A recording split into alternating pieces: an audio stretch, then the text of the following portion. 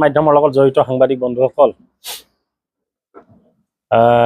আজি কেইদিনমানৰ পৰা আপোনালোকে দেখি আছে যে বিভিন্ন তৰল সস্তীয়া কথা বতৰাই অসমৰ সমাজ জীৱনক আচ্ছন্ন কৰি ৰাখিছে।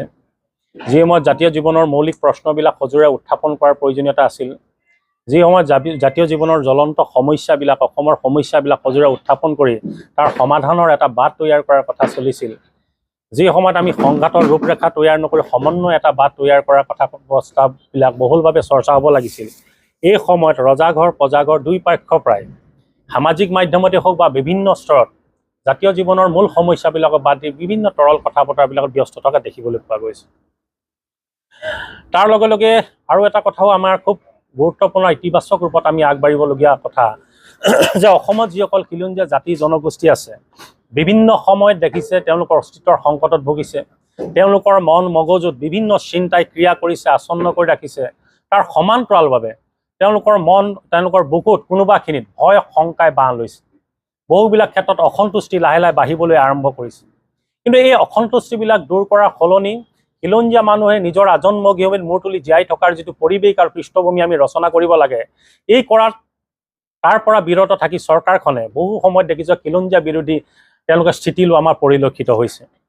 সেয়েহে আমি এটা কথা খুব স্পষ্টতাৰে 2010 চনৰ পৰা এটা কথা আমি কৈ আহিছিলোঁ যে অসমত বীৰ লাচিত সেনা অসমে যিখন গণসংগ্ৰামৰ আমি সূচনা কৰিছে, এখন আপোচবিন আমি সংগ্ৰাম, এখন কৃষ্টি সংস্কৃতিলৈ হওক বা আমাৰ অস্তিত্বৰ বিষয়টো হওক, তাক আমি প্ৰতিহত কৰিবৰ কাৰণে আমি সক্ষম হৈছোঁ।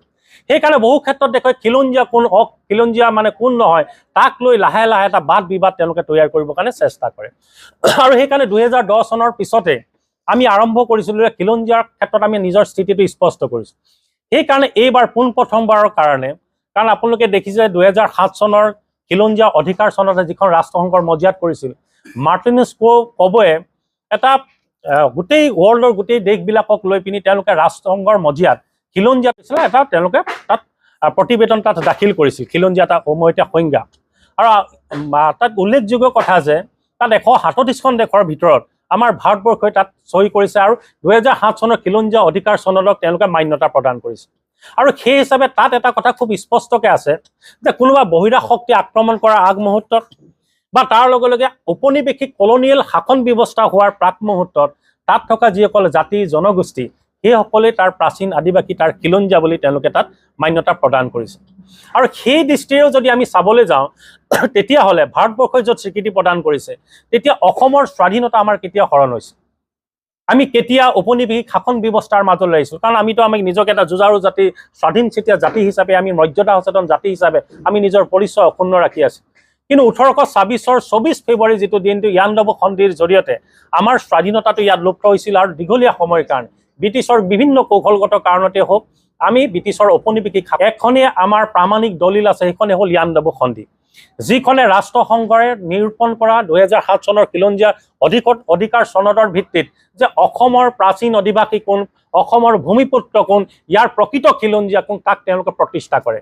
আৰু সেইকাৰণে আমি ভাবোঁ 1826 চনৰ 24 ফেব্ৰুৱাৰী দিনটোতে আমি অসম খিলঞ্জীয়া দিৱস হিচাপে উদযাপন কৰিবৰ কাৰণে চিন্তা চৰ্চা কৰা হৈছে। আৰু এইবাৰ 2025 চনৰ 24 ফেব্ৰুৱাৰী দিনটো অসম খিলঞ্জীয়া দিৱসৰ যিটো উদযাপন কৰিবলৈ লোৱা হৈছে, এই বীৰ লাচিত সেনাৰ আমাৰ 5000 সৈনিক ইয়াত সমবেত হ'ব। আৰু 2026 চনৰ 24 ফেব্ৰুৱাৰীত জানে ই যে 200 বছৰ অতিক্ৰম কৰিব, 200 বছৰ সম্পূৰ্ণ কৰিব। গতিকে সেই অনুষ্ঠানটো যাতে আমি জাক জমকতাৰে উদযাপন কৰিব পাৰোঁ, অসমৰ বিভিন্ন প্ৰান্তৰ খিলঞ্জীয়া জাতি জনগোষ্ঠীসকলৰ প্ৰতিনিধিসকলক যাতে তাতে সমবেত কৰিব পাৰোঁ, প্ৰত্যেকজন পুৰুধা ব্যক্তিক যাতে তাতে আমি সমবেত কৰিব পাৰোঁ, আমাৰ ভাষা কৃষ্টি সংস্কৃতি উত্তৰণমুখী যিটো যাত্ৰা, এই যাত্ৰাক যাতে অধিক প্ৰাণৱন্ত আৰু গতিময় কৰিব পাৰোঁ, তাৰ কাৰণে এটা জুমুঠি তৈয়াৰ কৰা হৈছে। তাৰ লগে লগে আৰু এটা বস্তু আমি তৈয়াৰ কৰিবৰ কাৰণে চেষ্টা কৰিছোঁ, সেইটো হ'ল এটা জাতিৰ যিটো স্বকীয়তা, জাতিৰ যিটো ঐতিহ্য, তাক সদায় জীয়াই ৰাখে সাংস্কৃতিক উপাদানবিলাক। এতিয়া প্ৰত্যেকটো জাতি জনগোষ্ঠীৰ মাজলৈ বিভিন্ন ধৰ্মীয় হওক, বিভিন্ন অপসংস্কৃতিৰ পৰিভৰ লাহে লাহে ঘটাবলৈ আৰম্ভ কৰিছে। এতিয়া যেতিয়া সংস্কৃতিৰ মাজত আপুনি অপসংস্কৃতিৰ পৰিভৰ ঘটে, অপসংস্কৃতি যেতিয়া কৌশলগত কাৰণত বিভিন্ন ক্ষেত্ৰত আপোনাক ইয়াত জাপি দিয়া হয়, তেতিয়াহ'লে জাতি এটা ইতিহাসৰ পৃষ্ঠৰ পৰা ই 24 বীৰ লাচিত সেনা অসমৰ উদ্যোগত অসম খিলঞ্জীয়া দিৱস হিচাপে 24 ফেব্ৰুৱাৰীটো আমি খুব সুন্দৰকৈ উদযাপন কৰিম। আৰু এই অনুষ্ঠানটো 2026 চনৰ 24 ফেব্ৰুৱাৰীত যিহেতু 200 বছৰ সম্পূৰ্ণ হ'ব, সেই দিনটোক আমি অসমৰ বিভিন্ন প্ৰান্তত প্ৰত্যেকজন খিলঞ্জীয়া জাতি জনগোষ্ঠীৰ পলুদা ব্যক্তি অনুষ্ঠান তেওঁলোকৰ সাংস্কৃতিক উপাদানবিলাকক যাতে আমি সুন্দৰকৈ প্ৰতিফলিত কৰাকৈ আমি কাম কৰিব পাৰোঁ। আৰু ২৬ চনৰ ২৪ ফেব্ৰুৱাৰী দিনটোতে যাতে আমাৰ মনত যিবিলাক বাঁহ লৈ আছে এই অহেতুক ভয়বিলাকো যাতে আমি শংকা দূৰ কৰি এটা গতিশীল এটা ৰূপত আমি গতিময় গতি এটা দিব পাৰোঁ, তাৰ কাৰণে প্ৰচেষ্টা হাতত লোৱা হ'ব। সেইকাৰণে আমি আপোনালোকক ইয়াতে এই কথাটোৱে অসমবাসীক এই বিষয়টো জনাবৰ বীৰ লাচিত সেনা অসমৰ উদ্যোগত অসম খিলঞ্জীয়া দিৱস হিচাপে ২৪ ফেব্ৰুৱাৰীটো আমি খুব সুন্দৰকৈ উদযাপন কৰিম।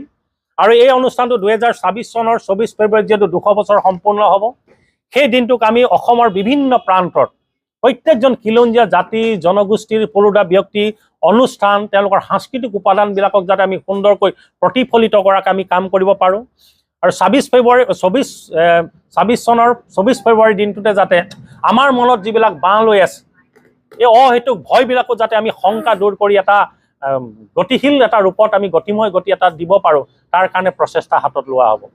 সেইকাৰণে আমি আপোনালোকক ইয়াতে এই কথাটোৱে অসমবাসীক এই বিষয়টো জনাবৰ সমবেত হ'ব। তাৰ পিছতেই এওঁলোকে ইয়াৰ পৰাই গৈ ২০২৬ৰ কাৰণে বিশেষকৈ অসমত প্ৰত্যেক বছৰেই ২৪ ফেব্ৰুৱাৰীটো যিহেতু আমি এই ধৰণে উদযাপন কৰিমেই, তাৰ লগে লগে ২৬ চনৰ ২৪ ফেব্ৰুৱাৰীটো যাতে আমি খুব সুন্দৰকৈ সামগ্ৰিকভাৱে সাৰ্বজনীন ধৰণে অসম খিলঞ্জীয়া দিৱস উদযাপন কৰিব পাৰোঁ। প্ৰত্যেক জাতি জনগোষ্ঠীৰ মাজত যিবিলাক ইটো জাতি জনগোষ্ঠীৰ প্ৰতি যিবিলাক ঘৃণা হওক বিদ্বেষ আমাৰ মনত পুহি থকা হৈছে, এই বিদ্বেষবিলাক যাতে আমি দূৰ কৰিব পাৰোঁ। তাৰ লগে লগে প্ৰত্যেকটো জাতি জনগোষ্ঠীৰ মাজত বিশ্বাস আৰু আস্থাৰ যিটো ভেটি ইয়াক যাতে অধিক আমি কটকটীয়া কৰিব পাৰোঁ, তাৰ কাৰণে আমাৰ সৈনিকসকলে অসমৰ বিভিন্ন প্ৰান্তলৈ প্ৰত্যেকটো জাতি জনগোষ্ঠীৰ মাজলৈ যাব, তেওঁলোকৰ মাজত আলাপ আলোচনা কৰি প্ৰলেখ যিটো এটা বিষবাস্প বাতাবৰণ তৈয়াৰ কৰিবৰ কাৰণে ধৰ্মীয় উন্মাদনা সৃষ্টি কৰিবৰ কাৰণে চৰকাৰখনে কাম কৰিছে। তাৰ লগে লগে কেইদিনমানৰ পৰা আপোনালোকে দেখিছে যে এটা অশুভ পৰম্পৰা এটা প্ৰক্ৰিয়া তেওঁলোকে আৰম্ভ কৰিবৰ কাৰণে চেষ্টা কৰিছে। সেইটো হ'ল জাতি জনগোষ্ঠীৰ মাজত জনগোষ্ঠীয় যিটো বিদ্বেষ আৰু ঘৃণা বিয়পাবৰ কাৰণে তেওঁলোকে চেষ্টা কৰিছে। কাৰণ জাতিৰ যদি এই ঐতিহ্যশালী জাতিটোলৈ চায়, এই গৰিমাশালী জাতি লাচিত বৰফুকন ক্ষেত্ৰত মেলেং মেটেলিস্থিত ইয়াতে অসম খিলঞ্জীয়া দিৱস ভাষিকাল উদযাপন কৰা হ'ব। এইবাৰ এদিনীয়া কাৰ্যসূচী হ'ব। ৰাতিপুৱা পতাকা উত্তোলন কৰাৰ পিছতে আমাৰ খিলঞ্জীয়া জাগৰণ যাত্ৰা অনুষ্ঠিত হ'ব। এই খিলঞ্জীয়া জাগৰণ যাত্ৰাত অসমৰ প্ৰত্যেকটো খিলঞ্জীয়া জাতি জনগোষ্ঠীৰ সাহস ঐতিহ্য আৰু স্বকীয় ঐতিহ্যতাক আমি প্ৰতিফলিত কৰিবৰ কাৰণে আমি চেষ্টা কৰিম। তাৰ পিছতে ইয়াত আহি সাংস্কৃতিক সমাৰোহ আৰু সৈনিক আমাৰ কি বুলি কয় সৈনিক সমাৰোহ অনুষ্ঠানভাগী ইয়াত অনুষ্ঠিত হ'ব। গতিকে এদিনীয়া কাৰ্যসূচী আমি তেনেধৰণে চালিম। ইয়াৰ পৰা মাত্ৰ এটাই স্পষ্ট ওপৰত বাৰ্তা দিব বিচাৰিছোঁ যে খিলঞ্জীয়াৰ মাজত আমাক যেনেকৈ জনবিন্যাস সলনি কৰি জনগাঁথনিলৈ যেনেধৰণে ব্যাপক পৰিৱৰ্তন আনি আমাক আঁতৰাই আমাক যিটো মানসিকভাৱে এটা বেলেগ ধৰণৰ চক্ৰই আক্ৰমণ কৰিবৰ কাৰণে চেষ্টা কৰিছে, আমাক শক্তিহীন কৰাৰ যিটো অপচেষ্টাত তেওঁলোকে লিপ্ত হৈছে, তাৰ বিৰুদ্ধে খিলঞ্জীয়াও যে এটা ভোট বেংক হ'ব পাৰে